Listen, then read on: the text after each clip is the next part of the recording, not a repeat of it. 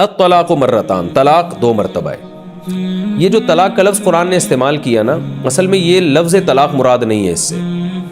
طلاق کے جو ڈکشنری میں معنی ملتے ہیں وہ تو آزاد چھوڑ دینا، تو آزاد تو آپ گھر میں جو ہے نا پنجرے سے کبوتروں کو بھی آزاد کر سکتے ہیں، اس کے لیے بھی طلاق کا لفظ استعمال ہوتا ہے، اور جو ہے آپ غلام کو بھی آزاد کر دیتے ہیں تو اس کے لیے بھی یہ تطلیق کا لفظ استعمال ہو سکتا ہے۔ لیکن عرب جب بیوی کی طرف نسبت کر کے یہ کہتے تھے نا، تو اس سے مراد ہوتا تھا نکاح کی قید سے آزاد کر دینا۔ اسلام میں جب عورت کا نکاح ہوتا ہے، یاد رکھیں عورت شوہر کی غلام نہیں ہوتی، لیکن وہ نکاح کی قید میں بہرحال آ جاتی ہے، اور اس قید کو جب تک شوہر نہیں کھولے گا عورت آزاد نہیں ہو سکتی۔ یعنی اسلام میں نکاح کرتے ہوئے تو دو طرفہ اجازت ضروری ہے، لیکن ڈیورس اور طلاق کا اختیار جو ہے وہ صرف اور صرف مرد کو دیا گیا ہے، کیونکہ یہ سمجھا گیا ہے کہ عورت شوہر کے ماتحت ہوتی ہے، اور نکاح والی ملکیت عورت پر شوہر کو حاصل ہوتی ہے۔ نکاح والی ملکیت یہ نہیں کہ غلاموں والی ملکیت، باندھی نہیں ہوتی، وہ آزاد عورت ہوتی ہے، لیکن نکاح کے معاملے میں نکاح کی حد تک یعنی مرد کو اللہ نے ایک پاور دی ہے، ایک طاقت دی ہے۔ اس میں کیا حکمتیں یہ میرے دوسرے بیانات میں آپ کو مل جائیں گی۔ اس میں عورت پہ ظلم نہیں ہے بلکہ عورت کا فائدہ ہے، اس میں حکمتوں کا بھی موقع نہیں ہے، تو اس لیے ڈیورس کا حق بھی مرد کو دیا گیا ہے۔ یہاں تک کہ مرد اگر یہ حق اپنی عورت کو دے دیتا ہے، اپنی بیوی کو دے دیتا ہے، تو مرد کے یہ اختیار اپنی بیوی کو دینے سے بیوی کے پاس بھی چلا جاتا ہے، کیونکہ مکمل اختیارات دیے ہیں تو آپ اپنے اختیارات کسی اور کو بھی دے سکتے ہیں۔ مثال کے طور پر ایک آدمی اپنی زوجہ کو یوں کہتا ہے کہ میں نے تمہیں 1 مہینے کے لیے طلاق کا اختیار دیا ہے، تو عورت کے پاس بھی اختیار چلا جائے گا۔ اگر مرد کسی اور آدمی کو دے دے کہ میری بیوی کو طلاق دینے کا میں نے آپ کو اختیار دیا ہے، چاہے وہ محدود ہو یا لامحدود ہو، تو دونوں صورتوں میں اس کے پاس بھی اختیار چلا جائے گا۔ لیکن اس صورت میں بھی جب عورت کو شوہر جب طلاق کا ڈیورس کا اختیار دے گا تو عورت شوہر کو طلاق نہیں دے گی۔ یاد رکھیں یہ جو غیر مسلموں میں یہ ہے نا کہ بیوی نے شوہر کو طلاق دے دی، یہ اسلام میں نہیں ہے۔ بیوی شوہر کو طلاق نہیں دے سکتی، وہ دے گی پھر بھی اپنے آپ کو ہی۔ یعنی شوہر جب بیوی کو دے گا، کہے گا کہ میں نے تمہیں ڈیورس کا اختیار دیا، تو پھر عورت کے الفاظ یہ نہیں ہوں گے کہ میں نے آپ کو ڈیورس دی، بلکہ یہ ہوگی میں نے اپنے آپ کو ڈیورس دے دی،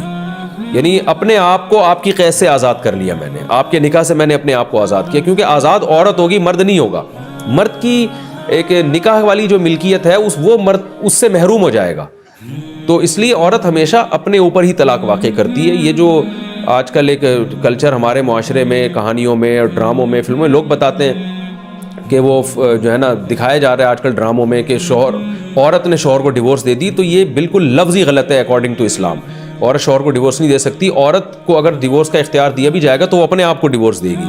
تو یہ خوب اچھی طرح سمجھ لیں۔ تو الطلاق مرتان کا مطلب یہ ہوا کہ عرب میں جب بیوی کو نکاح سے آزاد کرنا ہوتا تھا تو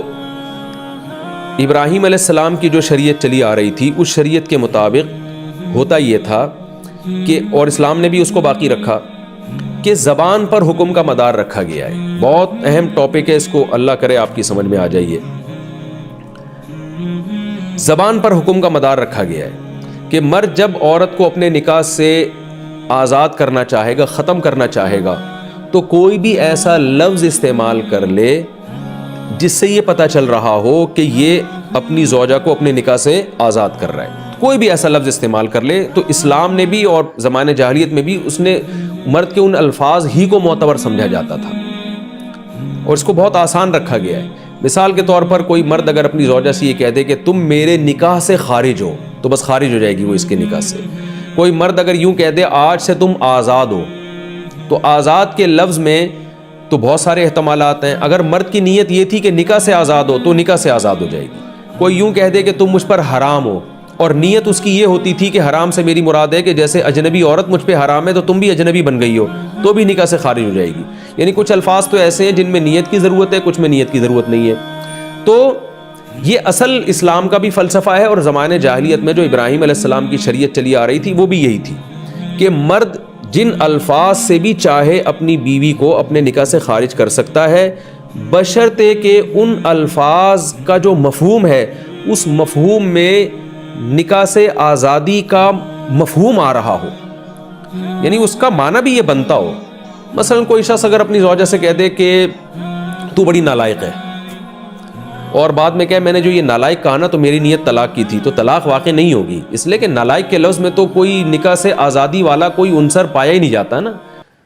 تو کوئی بھی گالی دینے سے یا کوئی برا بھلا کہنے سے نہیں ہوگی. یعنی ایسے الفاظ استعمال کرے جن سے یہ پتہ چل رہا ہو کہ یہ اس عورت کو اپنے نکاح سے نکالنا چاہتا ہے. تو ایسے الفاظ کسی بھی زبان میں ہو، انگلش میں ہو، پشتو میں ہو، پنجابی میں ہو، سندھی میں ہو، تو اسلام نے انہی الفاظ کا اعتبار کیا ہے. اس لیے اسلام میں صرف عربی میں طلاق نہیں ہوتی، اردو میں بھی ہوتی ہے، فارسی میں بھی ہوتی ہے، انگلش میں بھی ڈیورس کا لفظ ہے اس سے ہو جاتی ہے. تو اب یہ خوب اچھی طرح سمجھیں کہ جیسے ہمارے ہاں بعض الفاظ بعض میننگ کے لیے خاص ہو جاتے ہیں، اصل میں تو وہ خاص معنی کے لیے نہیں تھے، لیکن ان کا استعمال اتنا ہونے لگتا ہے کہ پھر وہ اسی معنی میں استعمال ہوتے ہیں. تو ایسے ہی طلاق کا جو اصل لفظ تھا وہ تو تھا کہ آزادی، لیکن عرب نے اس لفظ کو جب بیوی کے لیے استعمال کرتے تھے تو ان کی مراد یہ ہوتی تھی کہ اس کو نکاح سے خارج کرنا. بالکل جیسے انگلش میں ڈیورس کا لفظ جب بیوی کے لیے استعمال ہوتا ہے تو اس سے مراد نکاح ختم کرنے کے علاوہ اور کوئی مقصد نہیں ہوتا، یعنی اس کا کوئی اور مطلب ہے ہی نہیں عرف میں. تو ایسے ہی عرب میں جو طلاق کا جو لفظ تھا نا، طلاق کا لفظ وہ اسی معنی میں استعمال ہونے لگا کہ جب بھی زوجہ کو اپنی وائف کو نکاح سے انہوں نے خارج کرنا ہے تو وہ طلاق ہی کا لفظ استعمال کرتے تھے. تو اب شریعت نے یہ کیا کہ شریعت نے ایک اصول بنایا ہے کہ کسی زبان میں کوئی لفظ اگر ایسا ہے جو نکاح ختم کرنے کے علاوہ کسی اور میننگ میں استعمال ہی نہیں ہو رہا، تو شریعت بھی پھر یہ کہتی ہے کہ اب اس لفظ سے نکاح ہی ختم ہوگا. اس میں اگر شوہر کہتا ہے کہ میری نیت کچھ اور تھی تو اس کی نیت کا اعتبار نہیں ہوگا. جیسے آج اگر بیوی کو کوئی کہتا ہے تمہیں طلاق ہے، اور جب اس سے پوچھا جائے کہ تم نے تو طلاق دے دی، وہ کہتے ہیں بھئی طلاق کے جو ڈکشنری میں معنی ہے وہ تو آزاد کرنا ہے. تو میرا مقصد یہ تھا کہ میں اپنی زوجہ کو کام کاج سے آزاد کرنا چاہتا ہوں، تو کام کاج سے آزادی کے لیے میں نے یہ طلاق کا لفظ استعمال کیا ہے، تو اس کی بات مانی نہیں جائے گی، اس لیے کہ عرف میں طلاق کا مطلب بیوی کو اب نکاح سے آزاد کرنا ہی ہوتا ہے اگر بیوی کی طرف نسبت کر کے کہا جائے یہ لفظ. تو ہر زبان میں، پشتو میں، سندھی میں، پنجابی میں کوئی بھی ایسا لفظ جو بیوی کے لیے جب استعمال ہو تو اس سے مراد نکاح ختم کرنا ہی مراد لیا جاتا ان کے عرف میں، ان کے کلچر میں، تو ایسے الفاظ کو صریح طلاق کہا جاتا ہے. یعنی صریح الفاظ کہا جاتا ہے. یہ وہ صریح الفاظ ہیں جس میں نیت کی ضرورت نہیں ہے. اگر کوئی یہ کہتا ہے کہ میری نیت ڈیورس دینے کی نہیں تھی، طلاق کی نہیں تھی، تو شریعت اس کو کالعدم قرار دیتی ہے. مفتی بھی نہیں مانے گا، اس کی بیوی بھی نہیں مانے گی، سب یہی کہیں گے بھیا، کیونکہ عرف میں یہ لفظ اسی معنی میں استعمال ہوتا ہے. یہ ایسے ہی جیسے آپ کسی کو بول دیں گدھا اور آپ نے گالی دے دی اس کو، اب وہ غصے میں آ رہا ہے تو آپ کہیں بھائی میری نیت آپ کو گدھا کہنے سے بے وقوف کہنا نہیں تھی، بلکہ میری نیت یہ تھی کہ گدھا جیسا اسٹرانگ ہوتا ہے اور ماشاءاللہ اتنا ویٹ اٹھاتا ہے تو آپ بھی بڑے زبردست باڈی بلڈر ہیں. تو یہ بات کوئی نہیں مانے گا. وہ بھائی گدھے کا لفظ ٹھیک ہے اس معنی میں بھی استعمال ہو سکتا ہے، یعنی آپ کی رائے میں، لیکن عرف میں یہ معنی نہیں ہے. لغت عرف کو دیکھتی ہے، لغت لوگوں کے کلچر کو دیکھتی ہے کہ لوگ کس ورڈ کو کس معنی میں استعمال کر رہے ہیں. تو اسلام بھی یہی دیکھتا ہے کہ جو لفظ جس معنی میں، جس قوم میں، جس معنی کے لیے استعمال ہوا ہے، اسلام بھی یہ کہتا ہے یہ اسی معنی میں، اسلام بھی اس کو اسی معنی میں مانے گا. تو اب عرب میں طلاق کا لفظ نکاح ختم کرنے کے لیے استعمال ہوتا تھا، تو اس لیے طلاق کا لفظ اب ایک سائن بن گیا، علامت بن گیا. تو اب یہ خوب اچھی طرح سمجھیں. اب یہ جو الفاظ ہیں نا قرآن کے، الطلاق مرتان، طلاقیں 2 مرتبہ ہیں، فَإِمْسَاكُمْ بِمَعْرُوفٍ، اس کے بعد عمدہ طریقے سے روک لینا ہے، او تسریح بِإِحْسَان، یہ اچھے طریقے سے رخصت کر دینا ہے. تو اس آیت کا مطلب یہ ہرگز نہیں ہے کہ طلاق کا لفظ 2 مرتبہ، بلکہ طلاق چونکہ صریح لفظ تھا اور نکاح ختم کرنے کے معنی میں استعمال ہوتا تھا، لہذا ہم اس لفظ کا جو حقیقت میں ترجمہ کریں گے وہ یہ ہوگا الطلاق مرتان. کیا مطلب؟ کسی بھی قوم میں وہ لفظ جو بیوی کے نکاح کو ختم کرنے کے لیے استعمال ہوتا ہے اور اس کے علاوہ کسی دوسرے معنی میں استعمال نہیں ہوتا، تو وہ لفظ جب بیوی کی طرف نسبت کر کے استعمال کیا جائے گا تو وہ 2 مرتبہ استعمال ہو سکتا ہے، اور 2 مرتبہ کے بعد تمہیں یہ اجازت ہے کہ تم زوجہ کو یا تو عمدہ طریقے سے روک لو یا عمدہ طریقے سے رخصت کر لو. یہ مطلب ہوا اس آیت کا. اس میں ڈیورس کا لفظ بھی آ گیا. یعنی اگر کوئی انگریز یہ کہتا ہے یا کوئی انگلش میں بیوی کو کہتا ہے تمہیں ڈیورس ہے، تمہیں ڈیورس ہے،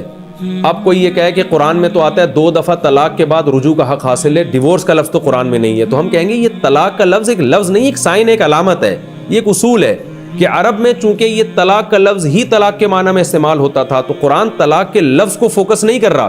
قرآن عرب کے کلچر کے لحاظ سے بات کر رہا ہے، تو وہ ہر قوم کا اپنا کلچر ہوتا ہے۔ تو اس آیت کا جو صحیح ترجمہ ہوگا وہ یہ ہوگا، الطلاق کا مطلب کیا ہوگا کہ وہ لفظ جو کسی بھی قوم میں ڈیورس کے علاوہ کسی اور معنی میں استعمال نہیں ہوتا، وہ لفظ جو صریح لفظ ہے، یعنی صریح لفظ جس سے طلاق دی جاتی ہے، وہ لفظ تم 2 دفعہ استعمال کر سکتے ہو۔ 2 دفعہ کے بعد تمہیں یہ رائٹ ہوگا کہ تم روک لو یا رخصت کر لو۔ پتہ یہ چلا کہ اگر صریح لفظ سے طلاق نہیں دی ہے پھر اس کا یہ حکم نہیں ہے، خوب اچھی طرح سمجھ لیں۔ مثال کے طور پر کوئی شخص اپنی بیوی کو ایسے الفاظ سے طلاق دیتا ہے جس میں طلاق کا معنی بھی پایا جاتا ہے اور کسی اور چیز کا معنی بھی پایا جاتا ہے، تو پھر اس کا یہ حکم نہیں ہے۔ مثلا اگر کوئی شخص اپنی زوجہ کو یہ کہتا ہے تم میری طرف سے فارغ ہو، اب فارغ کا لفظ میں تو بہت سارے احتمالات ہیں، بھئی تم کام کاج سے فارغ ہو، یا تمہاری کھوپڑی بھی نہیں ہے، تم دماغ سے فارغ ہو، یا تم ویسے ہی فارغ ہو، میں تمہیں کچھ بھی نہیں سمجھاؤں گا، اور یہ بھی نیت ہو سکتی ہے کہ تم میری طرف سے فارغ ہو کا مطلب ختم ہمارا نکاح آپس میں، تو یہ لفظ طلاق کا نہیں ہے، یاد رکھیں، یعنی صریح طلاق نہیں ہے، کیونکہ یہ لفظ اردو زبان میں بہت ساری میننگ میں استعمال ہوتا ہے۔ تو یاد رکھیں اس کا کیا حکم ہے، قرآن میں یہاں یہ اس کا حکم بیان نہیں کیا گیا ہے، تو اس پر تقریباً فقہاء کا اجماع ہے کہ اگر اس کو کہتے ہیں کنایا الفاظ، کنایا، تو کنایا الفاظ سے اگر کسی شخص نے زوجہ کو ڈیورس دی ہے تو اس میں یہ نہیں ہے کہ 2 دفعہ کے بعد تمہیں رجوع کا حق ہے، بلکہ 1 دفعہ میں ہی نکاح ختم ہو جاتا ہے، اور یہ ہمیں احادیث سے پتہ چلتا ہے 1 دفعہ میں۔ وجہ اس کی یہ کہ فارغ کا جو لفظ ہے وہ لفظ پر ہم عمل کریں گے، اور وہ لفظ کے یعنی اس سے وہ یہ کہہ رہے ہیں میری مراد تھی کہ نکاح ختم، تو جب آپ کی مراد اس سے نکاح ختم کرنے کی تھی، اور فارغ کا مطلب مکمل فارغ ہو، تو مکمل فارغ عورت جبھی ہوتی ہے جب مرد کو رجوع کا حق حاصل نہ ہو، تو گویا مرد نے اپنے رجوع کے حق کو خود ہی ختم کر دیا، خود ہی اس نے کہہ دیا مجھے رجوع کا حق حاصل نہیں ہے کیونکہ تم مکمل آزاد ہو چکی ہو، تو اس میں 1 طلاق واقع ہوگی اور نکاح اسی وقت ختم ہو جائے گا۔ پھر یہ جو ہے کہ امساکم بمعروف او تسریحم باحسان، یہ والا قاعدہ یہاں نہیں چلے گا، کیونکہ قرآن جو حکم بیان کر رہا ہے وہ صریح طلاق کے بارے میں بیان کر رہا ہے، وہ کنایا کے بارے میں بیان نہیں کر رہا۔ کنایا کے حکم کیا ہے وہ فقہاء نے اس کی جو ہے نا ڈیٹیل دوسرے مقام پہ بیان کیا، وہ احادیث سے ہمیں پتہ چلتا ہے۔ جیسے آپ صلی اللہ علیہ وسلم نے اپنی زوجہ سے کہا تھا الحقی باہلکی، ایک نکاح ہوا تھا تو آپ کی زوجہ نے آپ کو پسند نہیں کیا، پہلی رات میں یا انہوں نے آپ صلی اللہ علیہ وسلم کو اندازہ ہو گیا کہ اس نکاح پہ راضی نہیں ہے، تو آپ نے حکم دیا کہ الحقی باہلکی، جاؤ اپنے گھر چلی جاؤ، اور گھر چلی جانے سے آپ کی مراد یہ تھی کہ نکاح میں ختم کر رہا ہوں، تو یہ کنایا کے الفاظ تھے، اسی وقت ڈیورس ہو گئی تھی، اسی وقت 1 طلاق بائن واقع ہو گئی تھی، تو کوئی اس طرح کے الفاظ استعمال کرتا ہے۔ تو اب میں دوبارہ اصل ٹاپک کی طرف آتا ہوں۔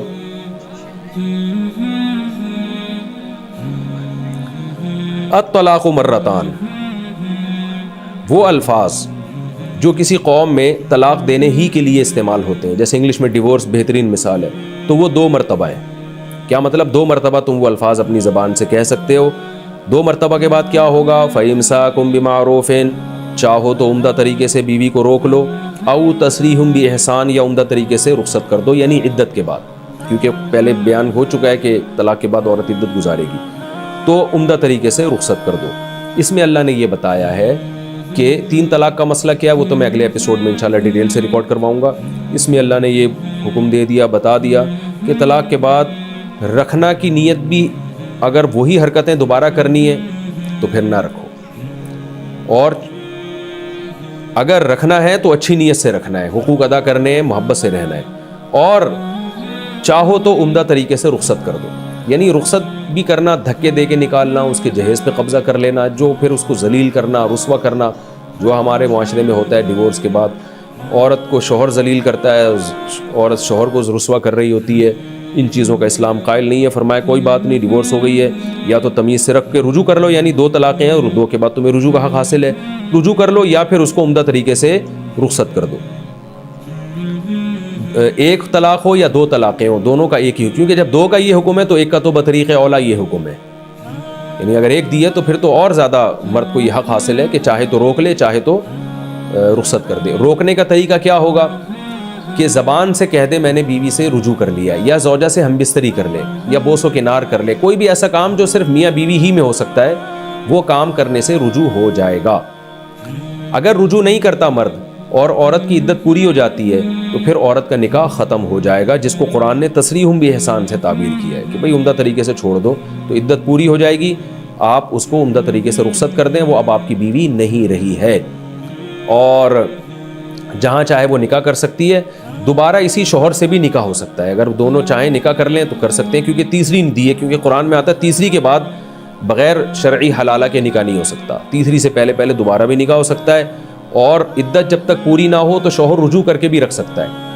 کیونکہ اس سے پہلے والی آیتوں میں پچھلے رکوع میں بتا دیا کہ وَبُعُولَتُهُنَّ أَحَقُّ بِرَدِّهِنَّ فِي ذَلِكَ، شوہر زیادہ حقدار ہے عدت کے دوران بیوی سے رجوع کرنے کا، یعنی اگر مرد نے 1 یا 2 طلاقیں دی اور عورت نہیں رہنا چاہ رہی تو پھر عورت کو رائٹ نہیں ہے، مرد کو یہ حق دیا گیا ہے کہ وہ رجوع کر لے، بیوی اس کے نکاح سے نہیں نکلے گی۔